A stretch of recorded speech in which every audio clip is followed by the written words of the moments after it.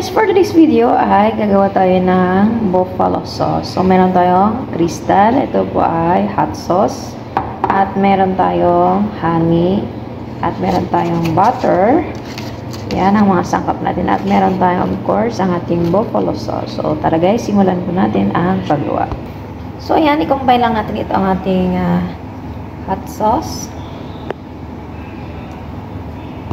at ang ating honey. So, to make it sweet.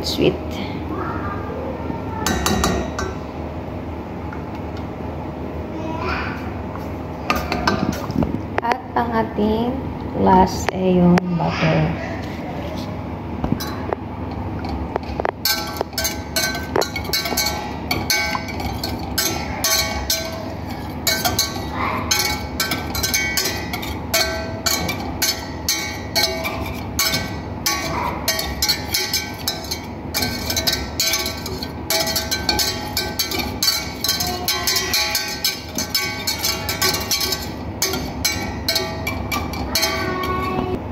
Ilalagay na natin ang ating buffalo sauce.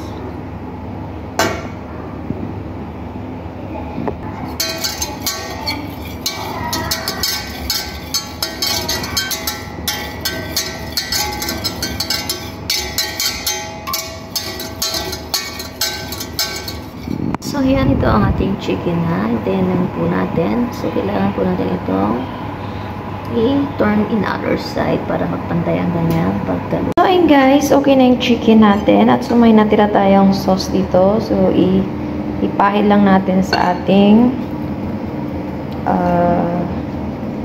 manok na para manuot ang kanyang lasa. So, little time lang to. 5 minutes ay pwede na nating hanguin. So, ayan.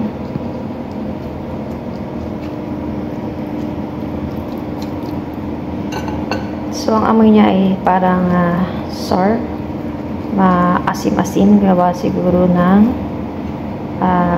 buffalo sauce. So, ganyan lang kasimple.